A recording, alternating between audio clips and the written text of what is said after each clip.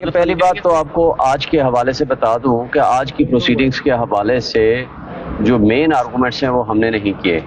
आज आर्य साहब ने जो आर्गूमेंट्स किए हैं बेसिकली कि प्रोपराइटी डिमांड्स कि जब एक जज साहब अपना माइंड डिस्क्लोज कर दे, जब मैटर रिमांड किया जाता है तो जनरली वो उस जज को नहीं सुनना चाहिए, क्योंकि वो तो अपना फैसला दे चुका है। वो कैसे कहेगा कि मेरा पिछला फैसला गलत था? तो उसूल, प्रिंसिपल, प्रोपराइटी एंड फेयरनेस का तकाजा ये है कि वो कोई दूसरा जज सुने, इर्रिस्पेक्टिव कि हमारा एक बायस का और उनके मुतासिब जज हुमायूं दिलावर के होने का ये एक सबूत भी मौजूद हैं। उनका कंडक्ट भी इस बात को शो करता है, जैसे कि डिफेंस एविडेंस वो होती है जो कि जिसका अभी दोबारा 3:30 बजे आर्गूमेंट्स होंगे। डिफेंस एविडेंस ये मुल्जिम ने पेश करनी होती है, ये मुल्जिम का हक होता है, ये जज ने डिसाइड करना होता कि ये रेलिवेंसी इसके साथ है या नहीं है। जब वो स्टेटमेंट दे देगा, उस स्टेटमेंट के बाद वो कह सकता है कि नहीं, ये वाला पोर्शन उससे रेलिवेंट था, इस केस से ये वाला पोर्शन नहीं था। तो लिहाजा उसने कल एक और मिसकंडक्ट किया जिससे उनके मुतासिब होने का सबूत मिलता है कि पहले उसने दिन में कहा कि आप अपने गवाहान को 1:30 बजे ले आइए। जब जाकर उनको एप्लीकेशन दी गई कि जी हमारे गवाह कुछ कराची में हैं, उनको कम से कम 1 से 2 दिन का टाइम दीजिए ताकि वो वहां से ट्रैवल करके आ सकें, तो उसने कहा नहीं, ये मैं डिसमिस कर रहा हूं क्योंकि इररिलेवेंट है। उनका अपना कंडक्ट एक एक दिन का ये साबित करता है कि वो मुतासिब जज है। फिर सीनियर मोस्ट वकील ख्वाजा हारिस के खिलाफ लिख दिया कि उसने मिसचीफ किया है। क्या वकालत करना कोई जुर्म है हमारे पाकिस्तान में?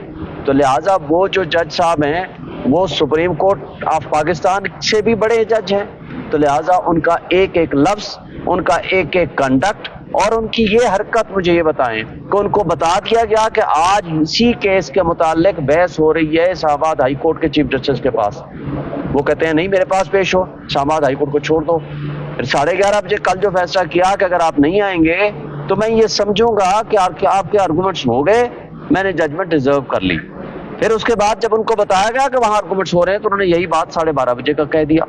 और अभी चीफ जस्टिस साहब ने कहा जी उनको जाकर बता दो कि जी हमारे आर्गूमेंट्स यहाँ हो रहे हैं और अभी मैंने फैसला करना है, और 3:30 बजे दोबारा आर्गूमेंट्स के लिए रखा है। तो लेकिन वो क्या फैसला करते हैं? ये मिलिट्री कोर्ट्स का यही स्टाइल है। यही हम आपसे कहते हैं कि हम फौजी अदालतों के क्यों खिलाफ हैं, इस तरह के कंडक्ट की वजह से। इसलिए कि अगर आपको due process and fair trial का मौका नहीं मिलता तो ये जस्टिस को बिल्डोज करने के मुतरादिफ है, ये इंसाफ को कत्ल करने के मुतरादिफ है। इसलिए कहा जाता है कि सिर्फ इंसाफ होना नहीं, इंसाफ होता हुआ भी नजर आना चाहिए। और फिर उन्होंने एक हरकत नहीं की। गौहर साहब जब उन्होंने उनके फेसबुक दिखाई गई कि आपकी पोस्टें हैं, उसके बारे में कहते हैं कि आपने मुझे ये क्यों बताया कि ये मेरी पोस्टें हैं, इसमें उसके खिलाफ ऑब्जर्वेशन दे दी। और एक बात आपको बता दूं, FIA ने अपनी जान छुड़ाने के लिए एक झूठी मूठी रिपोर्ट जहां जमा करा दी, और उसमें क्या लिखते हैं कि जी अब वो पोस्टें अवेलेबल नहीं है फेसबुक पे। इनको नहीं पता कि भाई फेसबुक पे आज अगर कोई डिलीट कर दे तो आप उसको रिट्रीव करा सकते हैं। फिर आप फेसबुक को लिख सकते हैं कि जनाब 90 डेज में उनके पास पूरा रिकॉर्ड मौजूद होता है। क्या आपने उसकी फॉरेंसिक रिपोर्ट कराई है? और फिर क्या आपने जज साहब से सवाल जवाब किया है? क्या उससे मोबाइल जब्त किया है ताकि जिससे वो आप रिट्रीव कर सकें वो पोस्टें? तो ये इस तरह की FIA की रिपोर्ट जाहिर करती है कि ये जज साहब हुमायूं दिलावर के साथ मिले हुए हैं और उसको सपोर्ट करना चाहते हैं, ताकि उसका ये, आपको एक बात और भी पता होनी चाहिए, जस्टिस अतर मुजल्ला जब चीफ जस्टिस थे उन्होंने ये बाकायदा डायरेक्शन जारी की थी कि कोई भी जज ना व्हाट्सएप में ग्रुप बनाए, ना इस तरह का सोशल मीडिया फेसबुक वगैरह इस्तेमाल करे। ये आज 2023 तक इस्तेमाल करते रहे हैं। It is a misconduct on the part of the जज। क्या इसमें मैं एक आपके तवज्जुह से पूछूंगा, आज तक उनके खिलाफ कोई एक्शन हुआ है?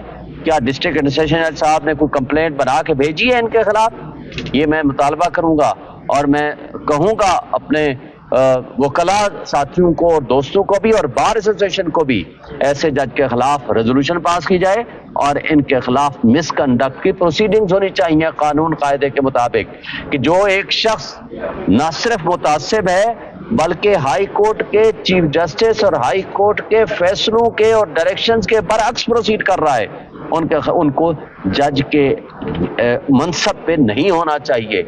इसलिए कि जज का मनसब एक अल्लाह की खुदा का मनसब होता है और यहाँ ये उनके नायब होते हैं, इन्होंने इंसाफ करना होता है।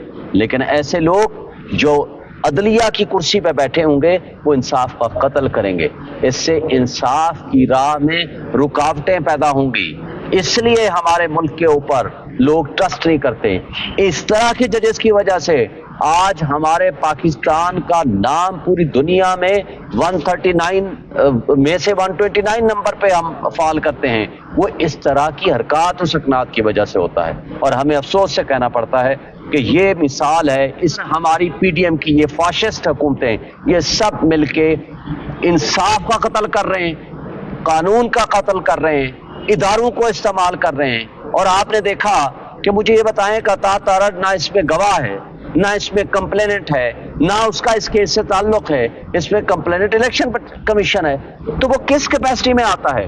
वो जत्थे जमा करता है, वो मीडिया को, लोगों को बुलाता है कि पूरे पाकिस्तान से लोग आओ, इस अदालत में पेश हो, हमने मुकाबला करना है पीटीआई के लोगों का, ILF का। भाई इमरान खान साहब तो इस मुकदमे में मुल्जिम है, वो तो फरीक हैं, वो आते हैं। अगर हम जाते हैं या हम वकील हैं या फरीक हैं, हम तो जाएंगे। भाई तुम्हारा क्या काम है, तुम्हारा इस केस से क्या ताल्लुक है? इससे आप अंदाजा लगा लो कि इलेक्शन कमीशन ऑफ पाकिस्तान, हमारे तमाम मुख्तदर तबके, ये पीडीएम की जमातें, इलेक्शन कमीशन और इसमें FIA, इसमें आपकी एस्टेब्लिशमेंट, ये सारे मिलके चूंकि पॉलिटिकल साइड्स पे सियासत में इमरान खान का मुकाबला नहीं कर सकते, तो उनके पास एक ही ऑप्शन बना है, किसी तरीके से इदारों को इस्तेमाल करके, इंसाफ का कत्ल करके, अदलिया को इस्तेमाल करके हम खान साहब को या नाअहल कराएं या जेल भेजें, ताकि हम हमारे लिए इलेक्शन की राह हमवार। सर आपकी सारी पिटीशन